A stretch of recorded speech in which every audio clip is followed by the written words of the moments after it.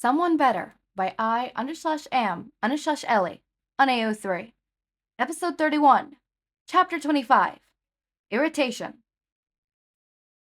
Nemuri didn't call back for the next 4 days, and Shouta didn't call her. At that moment, it most certainly felt like the rational thing to do. Eventually, Izuku healed completely from his surgery, and after a follow-up with his doctor, she said he'd be ready to go back to school the following week. That was one thing Shouta was more than grateful for because, while he cared about the child, watching him 24/7 along with Hizashi was exhausting. Hisashi's doctor said he would be ready to start physical therapy as well, on the same day that Izuku went back to school. And all that Shouta would have to do was drop him off at the institution, then pick him up 2 hours later. Hizashi didn't seem very happy about it, but then again, he didn't seem to be very happy at all lately. Even after the dizzying headaches and nausea had stopped, Hizashi still seemed to be in a particularly bad mood. He was consistently tired and snappish, and even seemed a little short with Izuku, which was more disconcerting than anything else. Shouta had hope that the physical therapy would help, hope that the hearing aids would help. The way Hizashi had been acting made him uneasy. Hizashi hadn't said anything about the proposal, which further proved to Shouta that it had been an impulse decision, made while under the influence of painkillers. He more than likely didn't remember it, and Shouta was fine with that. He was. And Izuku was on the day that he had to go back on school. He looked incredibly nervous and fidgety. Shouta couldn't tell whether it because he was embarrassed about getting sick at school, though Shouta couldn't think of why that would be anything the boy would be embarrassed over, or because he didn't want to be away from Shouta and Hizashi. When Shouta had driven to the school to drop Izuku off, Hizashi had been in the passenger seat, leaning his head against the window. Izuku had been sniffling the back seat, looking like he'd rather be anywhere but in the car on his way to school. "You won't mind being in school when you get there," Shouta said. "You'll get to see your friends, and you'll get to catch up on schoolwork. You'll be okay." "Nuh-uh." "Yes," Shouta insisted. "You missed a lot of school, and I'm sure your friends will miss you." He pulled into the parking lot and drove near the building, right at the front doors. "School. Come on, get out of the car." "Don't want to." There was a teacher out front, probably there to make sure none of the students ram, aim or loitered outside the building. In addition, she was tapping her foot impatiently. "Go, child." Izuku looked rather pale, and he was hugging his elbow close to his body. Hizashi ran a hand through his hair and huffed a breath. "Do you want me to walk you to the building?" Izuku nodded, and Shouta pulled the car into the nearest space and left it there idle, climbing out of the car and opening Izuku's door. The boy, albeit reluctantly, grabbed his backpack and climbed down from the car. He grabbed Shota's hand as they started walking, gripping it tightly. Shouta stopped just outside the front doors. "This is as far as I can go, Cabbage," Shouta said. Izuku was staring at the school doors in front of him, his grip on Shota's hand like advice. Shouta glanced at his watch. 15 minutes until school usually started. 45 minutes into Hisashi's apartment. It would be about 30-minute drive to the place, and he usually liked getting to places at least 15 minutes early, but he could wait. Other kids walked by Izuku on their way to the building. Kids a few graders above him, and some children that looked to be about his age, and seemed to recognize him. There was one kid whose jaw dropped upon seeing the boy, like he was seeing a ghost, and ran into the building faster. Izuku's grip on his hand had tightened upon seeing that boy. Shota's knee was smarting from standing in place for so long. He had been counting down the minutes in his brain, and they'd only had 5 minutes left before school started. The teacher that had been outside looked like she was about ready to go back into the building. 4 minutes. "Child," Shouta started. "School's about to start." "Mm-hmm." "You need to be in the building when it does." "I don't." "Why are we still out here, child?" Izuku frowned and looked down at his shoes. "I'm scared." "Why?" Shouta asked. 3 minutes left, but he could be patient. He'd dealt with Nemuri and Hizashi for the past 6 or 7 years. He'd taken care of this child for the last few months. Through all the injuries, nightmares, tears, and debt, he could be patient, especially when the boy needed him. I don't know. There was anger now, sparking up in Izuku's eyes. Endless frustration. But whether it was directed at himself, at Shouta, or at the school, Shouta couldn't tell. That's okay, Shouta said. It's okay to be scared. He wasn't sure if he was saying this the right way, but hopefully Izuku understood it all the same. It's okay to be scared. Being scared is just as important as being happy, or sad, or angry. It's okay to be scared. It's not a bad thing. I don't know why I'm scared, Izuku whined, and his eyes had gone from all red and tearful and glassy. It's frustrating. Shouta filled in, and Izuku nodded slowly. Mm-hmm, he said. It's frustrating. I shouldn't be scared if I don't know why I am. That's called being nervous or anxious, Shouta explained. Talking was becoming easier now that he had gotten into it. Teaching Izuku, that seemed to be the only time his streams of words flowed through smoothly, rather than being awkward and stilted and confusing. It's not always rational. It doesn't always make sense. But it's another part of being alive that almost everyone has to deal with at one point or another. I'm sorry. How do I stop being nervous? Anxious? Izuku asked, and he looked up at Shouta. Shouta dragged a hand through his hair. I will tell you when I figure that out, Shouta said. But I know it helps a lot of people. What? 1 minute left. You have to remind yourself that the nervousness and anxiety is irrational. That's it. Lying to you.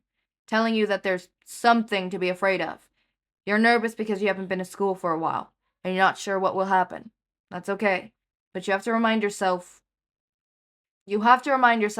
nothing bad is actually going to happen. Yes? Does that help you? No. Sometimes, Shouta said. Izuku nodded. Love you, Unky Sho, Izuku said, and hugged his leg. Shouta patted his head awkwardly, and Izuku stepped back, giving him a wobbly smile before turning around and stepping into the building. Shouta sighed, turning around and going back to the car. The teacher that was standing outside shot him a dirty look as he walked past. Shouta stepped into the car and Hizashi muttering something under his breath that Shouta couldn't hear as he drove away. Izuku stood outside the door for at least 5 minutes. Class had already started. He could see kids inside the room doing worksheets. From where he was standing, looking in through the classroom door window, he could just barely see his own table. Denki frowning as he looked over the paper, Hitoshi still half asleep and blinking slowly. The back of Ochako's head slumped forward onto the desk, her completed worksheet under her crossed arms, May practically buzzing in her seat. Every once in a while, a hall monitor would pass, and Izuku would stand really still, like a statue, until they went away. They never noticed Izuku, and if they did, they didn't seem to think he was trying to get into trouble. It gave him time to think. Unky Sho had been right. Just because he was scared doesn't mean that something bad was going to happen. If he went inside right now, he would more than likely be fine. Ochako would hug him, Hitoshi would stare at him and not say anything, but he usually did that. Denki would jump at the chance to stop doing his worksheet, and May would tackle him. He might get a little trouble with the teacher for being late, but that would probably be it. Then he could continue on with his day and go home. So why was it so hard? Izuku took a deep breath before reaching up and turning the door handle. He had to reach up because the silver latch was about level with his face. The door eased open with a quiet room, with a soft, albeit very noticeable creak. At once, over 15 heads turned to look at him, wide eyes staring at him. The teacher was staring at him too. You're tardy, she finally said. Take a seat. I'll send you home with a note. Izuku nodded, taking a worksheet from the teacher's desk and sitting with his friends. May and Denki were both completely still, something that didn't happen often, and Hitoshi looked like he had just seen a ghost, his eyes looking a little teary. Ochako seemed like she wanted to say something, but a warning look from the teacher stopped her. Izuku tried to ignore the eyes on his back, completing his worksheet. It was a practice spelling test, and it was a bit confusing. He hadn't learned these words yet. The teacher took their worksheets and set out crayons and papers for art time. Babbled conversations rose throughout the classroom, and his friends seemed to be holding their breath for a moment before May jumped across the table and, still half laying on the table and scratching paper in the process, grabbed his shoulders and hugged him close. Izuku hugged her back, even though it was a little hard to breathe now. "Where were you, Izuku?" Denki demanded, bouncing in place slightly in his chair. "You got all sick and you went to the nurse, and you didn't come back and—" "We thought you were just sick, and that's why you had to leave and didn't come back for a couple days," Ochako said. "But then you were gone for so long?" May wailed. "Hitoshi thought you were dead," Denki said. "He said it in his notebook, and then we couldn't get him to write at all for days after, and we thought it was 'cause he missed you." "We thought you were dead, and the teacher wouldn't tell us anything," May wailed again.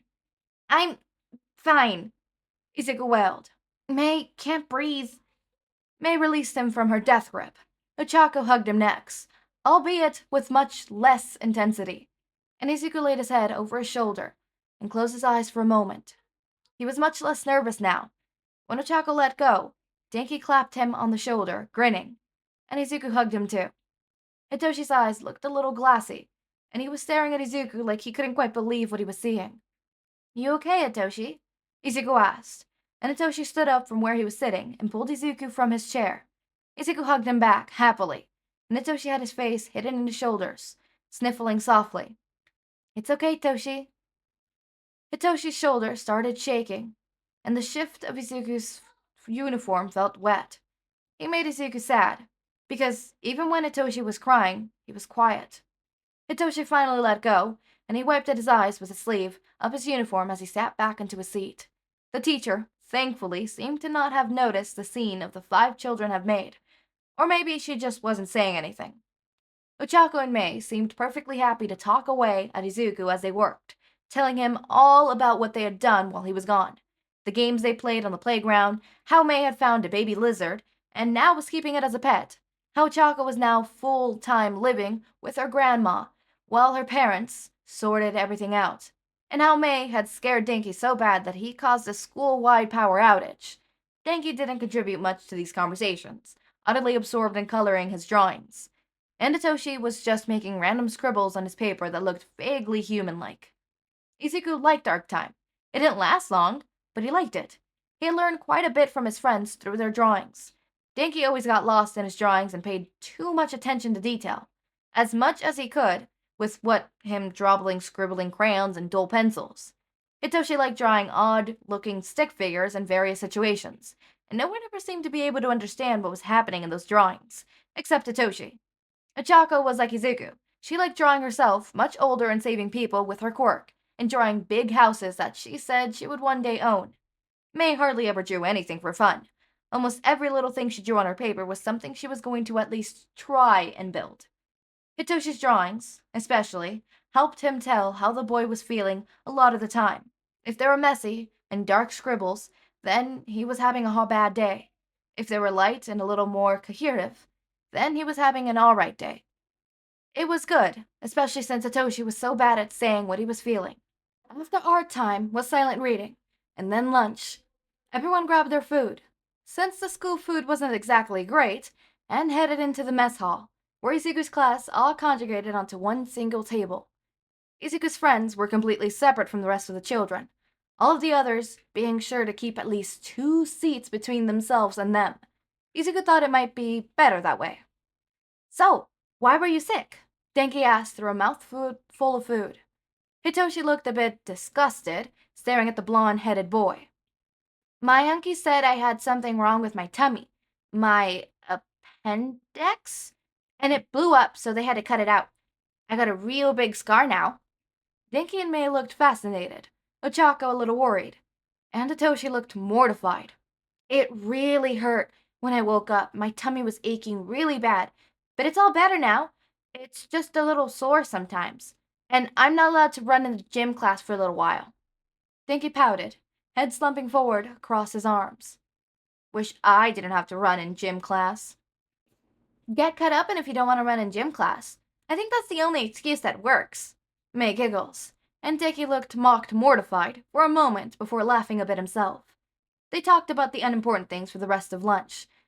What they would be doing in recess, about the latest big villain All Might had fought, what odd thing their parent or siblings had said or done over the weekend. My mom said that reading too much will rot my brain and I wasn't allowed to read books all weekend. Denki bemoaned. I was so bored. I couldn't do anything. Could have gone outside and played Heroes, Izuku said with a shrug. My sister doesn't like playing Heroes, Denki said. And my brother never has time to play with me anymore. He's always with his friends. And Ma and Pa don't want to play with me and spend time with me. I was doing nothing all weekend. Oh, Izuku said. Well, you're in school now, and your mom can't stop you from eating here. Denki frowned. Still. Are you still reading Catcher in the Rye? Izuku asked. Denki's eyes lit up. Yeah, he said. It's so good. Izu, you have no idea. You said it was about the paranoid boy, right? The one that saw something bad? Yeah, Denki said, nodding sadly.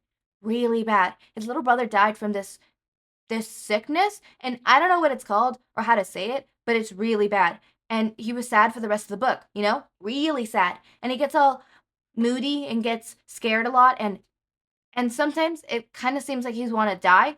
I think that's how sad he was. And it was really hard to understand sometimes, but it was a really good story. He wants to die, Izuku exclaimed. Why would he want to die? Dying is awful. He doesn't quite know the meaning of dying, exactly. His best comparison was his toys losing power, and what his mom did. But it didn't seem pleasant, and it definitely didn't seem like something someone should want to do. His mommy had died. It had been so scary, and movies always made death really sad and horrible, like in Lion King. Denki shrugged. I guess he was tired of being scared and sad all the time, and he missed his brother. I think. At least it seemed like he did. It's a hard book to understand. Izuku's face pinched up in a frown. Izuku was scared a lot, and he was sad a lot, but he didn't want to die. At least, he thinks he doesn't want to. It was hard to imagine someone wanting to die. He'd ask Anki Sho later. Still, Izuku said. He took another bite of his food. Hitoshi looked like he agreed with him. But Izuku thought Hitoshi knew more about death than he did. His dad was a brain surgeon after all. Denki shrugged. It's a weird book. It's a sad book. But it's a good book. Lunch ended just as he finished a sentence, and they filtered out of the lunchroom. Alright, I am ending it early. I would be able to do the rest of it because it's probably going to be 30, 35 minutes long. It's not going to be that long. Probably 40 max. But I'm going to end it here, mainly because I have responsibilities that I have to get to. AKA, I am going to go celebrate Mother's Day with my family. So, I'm not recording this on American Mother's Day because American Mother's Day is different from my culture's Mother's Day. So, yeah. It's not Mother's Day for you guys, at least. I don't know if it's going to be Mother's Day when I post this for you guys. It's going to be Mother's Day for me as I'm recording it. It is currently Mother's Day, and we're going to go celebrate by eating tamales. So that's going to be fun. So I'm ending it here. I do want to talk about something. Denki's mom. If reading books rots your brain, I am fucking rotten as fuck because in the past 10 days, I have read 4 books worth of just fucking fanfiction. So, I'm not even gonna start on how much books worth of fanfiction I've read this whole year because the number is in the double digits. Probably gonna go into the triple digits soon if I'm being honest. Because it's not gonna go into the triple digits. No, not yet. I am at 2 million words. It's about to hit 3 million, I believe. Let me check how many words I've read this year. We can't wait for the AO3 rap that I'm gonna come out with my stuff, So, so far it has been 2,548,266 words. Yeah, that's a lot. And I've read 49 fanfictions.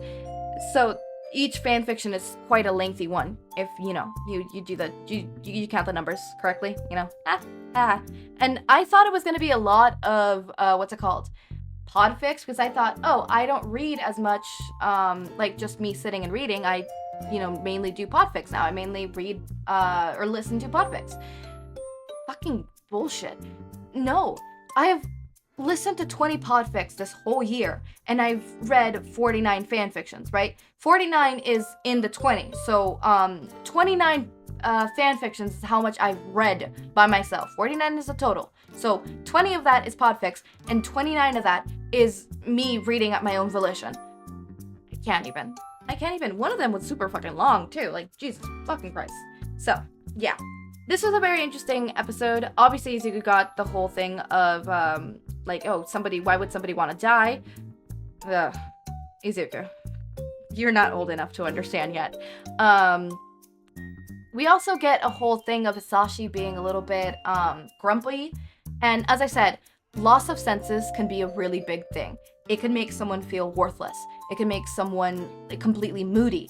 And it's understandable, and, I wonder what's gonna happen with that. I've read all this fanfic, except the second series where I think I finished off in a certain chapter. I could check exactly which chapter I finished off at, but I'm not gonna check that, at least not right now.